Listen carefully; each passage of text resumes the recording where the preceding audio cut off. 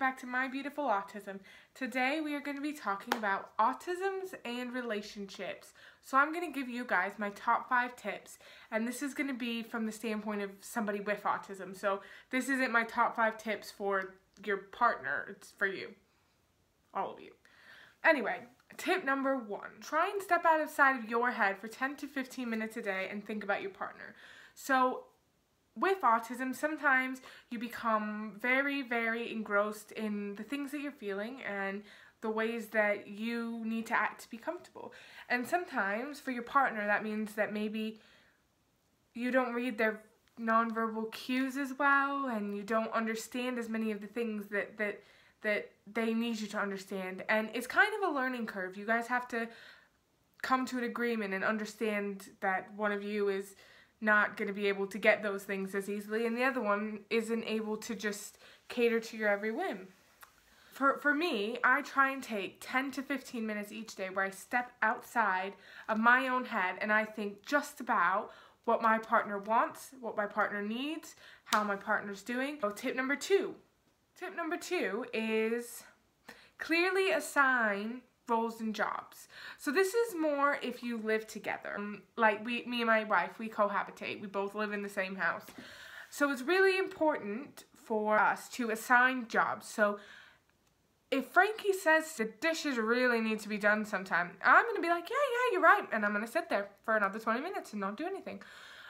Because I don't read that means, oh, hey, babe, can you get up and do the dishes? To me, that just means, yeah, the dishes need to be done and somebody will eventually do them. So if you set up a specific, thing, say maybe Tuesdays and Wednesdays I do the dishes, and Thursdays and Fridays Frankie does the dishes, and other days just whoever, whatever. But when something needs to be done, instead of just saying that it needs to be done, you need to assign specific tasks. So, I'm going to do this, can you do this? Because it will really eliminate a lot of arguments. Because, I mean, people with autism really do struggle at trying to prioritize tasks that aren't actually given as tasks. So, vague ideas of tasks, they don't work very well. 3, I'll edit that. Tip number 3. Set date nights and times. So in busy life, sometimes it can be really difficult to find time to spend with each other. And because people with autism struggle to assess nonverbal cues and behaviors, things like sitting next to each other on the sofa for 4 hours watching a film, to me that doesn't feel like quality time spent together.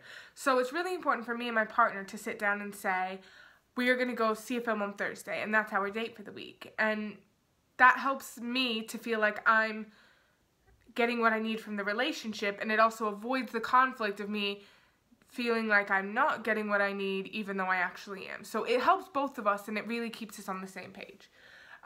Tip number 4. Talk about everything. So people with autism do not get, this has been a recurring theme through the whole video, people with autism do not understand nonverbal cues very well.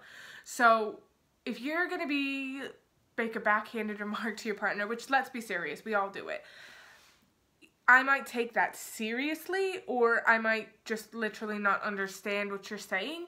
So talk about everything. If you're upset, you need to just say, I'm upset, this is why I'm upset, and hash it out.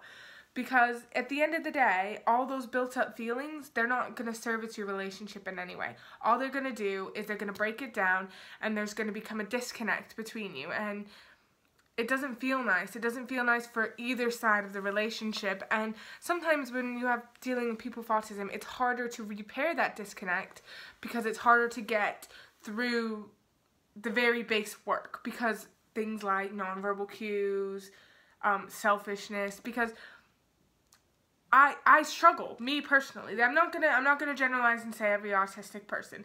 I struggle to get out of my own head.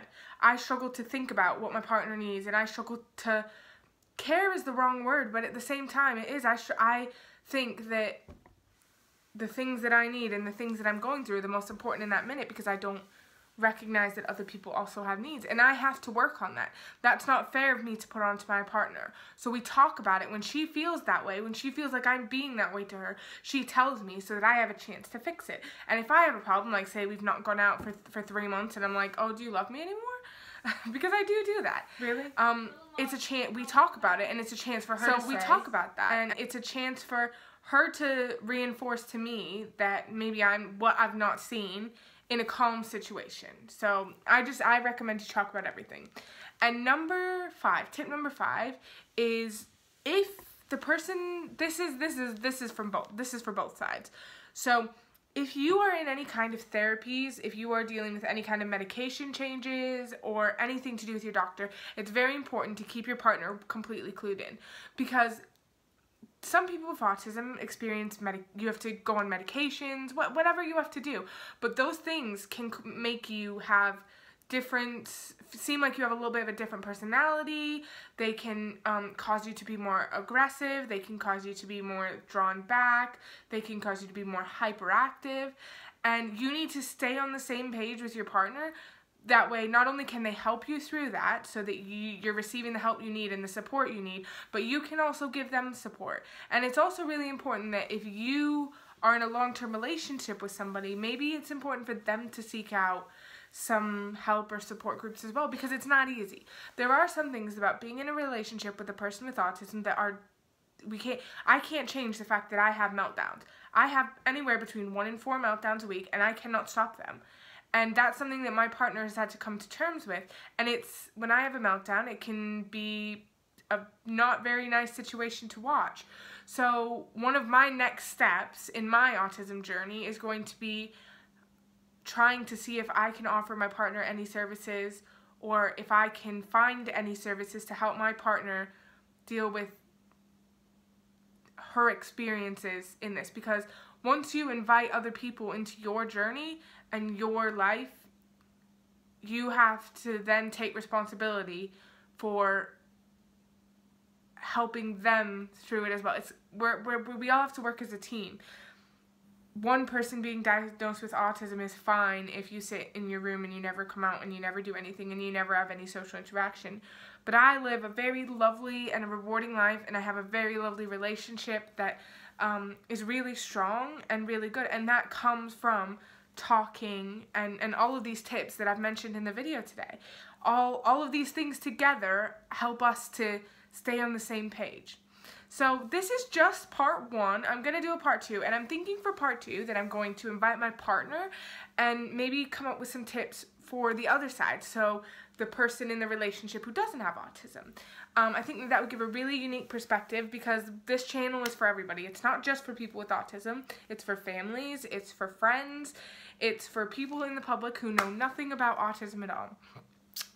Okay guys, I think that's about it for today. So go ahead and like this video, comment down below if you have any questions, and comment down below if you have any suggestions or questions for the next part of this video. So autism relationships part 2.